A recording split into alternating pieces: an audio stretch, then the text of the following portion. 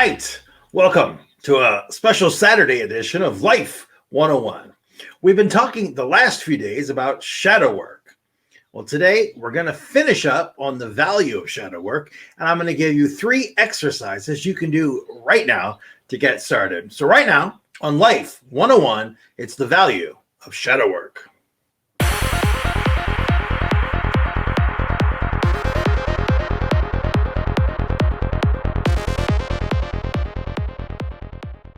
When you consider words like shame, fear, what does that bring up with you? Is it some aspect of yourself you'd rather not think about? Oh, congratulations, because you may have just found your shadow. Like we talked the other day, the most worthwhile inner work we can do is on our shadow. So today, we're going to dive into what it's about and how to get started and why it's so important. Now let's recap. If you're just joining me today for the first time, what is shadow work? What is your shadow self? Well, the idea of your shadow self was popularized by famed psychiatrist Carl Jung. And according to him, it's composed of the parts of yourself that you reject. They are in your personality, but you are blind to them because you don't want to see them. Now, a lot of people want to know how the shadow self forms. Well, the reason you reject these aspects of yourself, because it goes all the way back to childhood.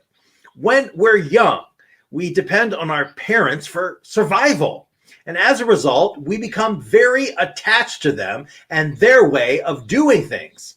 So say your parent scolds you for being outspoken, and then you may have a problem speaking your mind from that point on, even as an adult, because what it means to you is the person that I need to love me to survive is not going to like me if I do this thing. Well, that message becomes internalized and it gets buried in your subconscious mind. And then later, it can become a trigger for you for seemingly no reason. So if someone else around you is doing something that you don't like, anytime someone around you is outspoken, it can bring up those feelings of anger and resentment inside because you believe that speaking up is not the right thing for you to do. Do we all have a shadow? Well, the short answer is yes. And the long answer is yes, but you could hear it called by a different name. The concept of the shadow is a really widely accepted idea, but it's by no means the only perspective of the human psyche. Shadow work can also be under the umbrella of self-reflection or self-examination. Now, regardless of what you call it, most people make the unconscious conscious. That is the fundamental piece of shadow work. I believe that we all have a version of a shadow that if we can integrate it into our life, it can help us to better manage our mental health and our relationships. Now, first, we talked the other day about the benefits of shadow work, but I'm going to go a little deeper into that. Because first of all, it's going to help you tap into your intuition. Depending on the types of things you've tucked into your own shadow, this work is going to get you in touch with your deeper inner knowing or intuition. Now, if you were someone who was told as a child not to trust your gut or your intuition, that could be something you put into your shadow back then. Another benefit is freeing yourself from your unconscious shadow. Now, at an unconscious level, our shadow effectively controls us. So while facing that shadow can be hard work, it can also be incredibly freeing.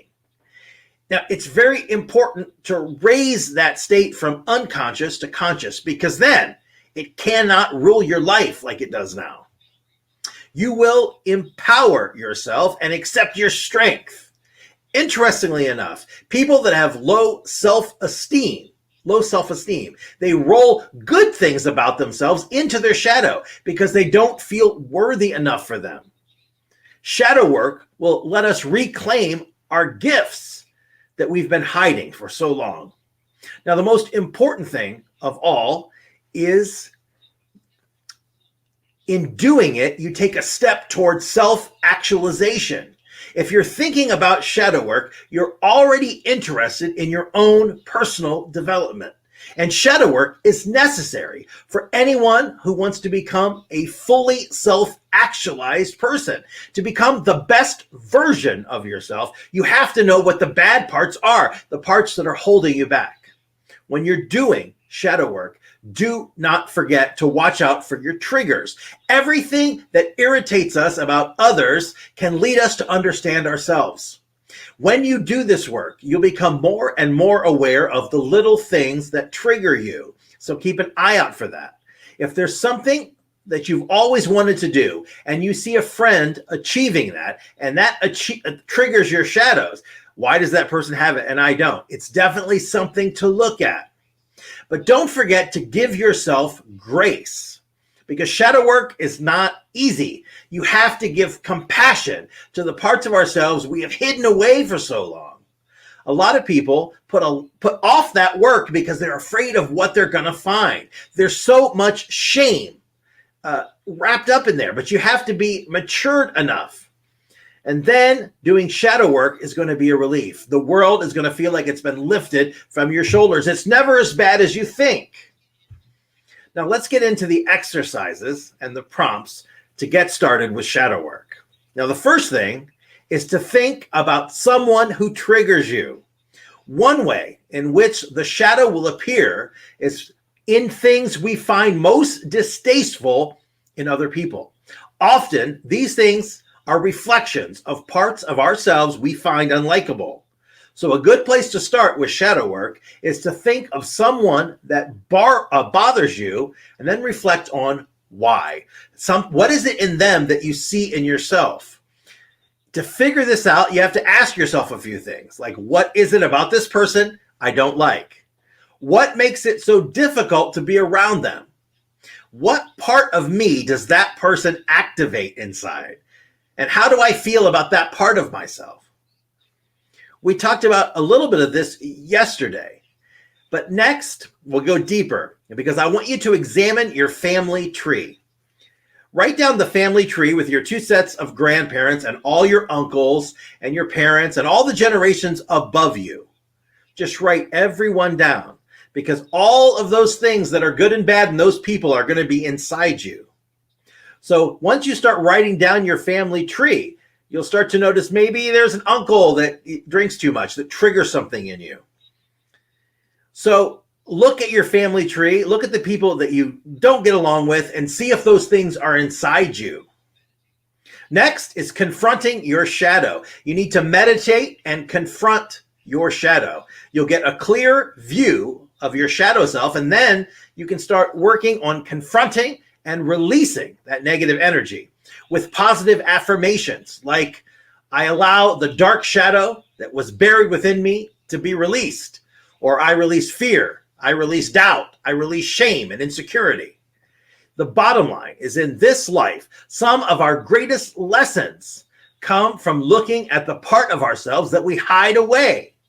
When we can bring that shadow to the surface, we heal and we integrate those lessons into our lives, and everything blows up exponentially. All the positivity in our life.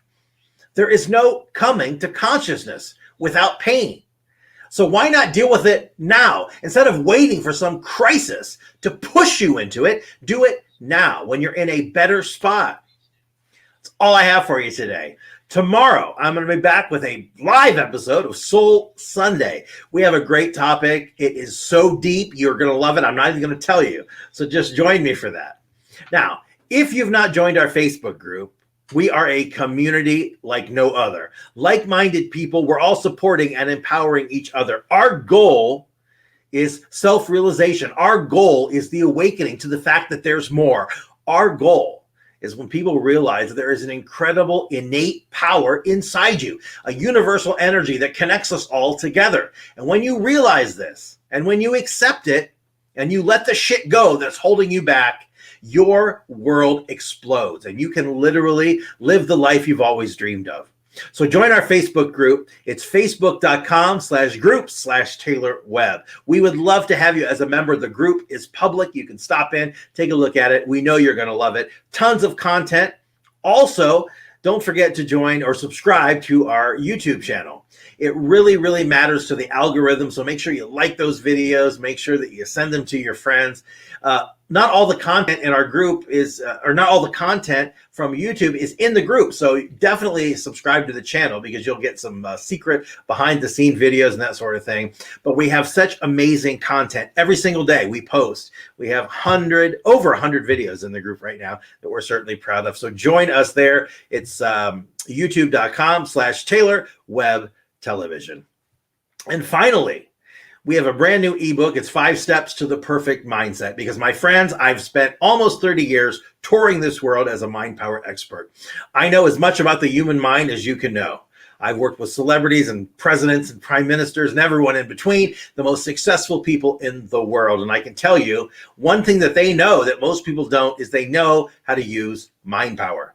They know how to free up mental energy and focus it on the goals in their life that matter. And that's what we're all about here. And I want to give you a free copy of this book. It's available right now for a limited time, free. You can download a copy at successsecrets.net. This book is 5 steps to improve your mindset because it all starts there. So grab your copy today while they last. It is successsecrets.net. That's all I got for you today. Be back tomorrow with, again, an episode of Soul Sunday. We're doing it live for you. Until then, go out and enjoy yourself. And remember, doesn't matter where you are, every day is a beautiful day because you're alive and well. So don't worry and be happy and feel good. I'll see you tomorrow.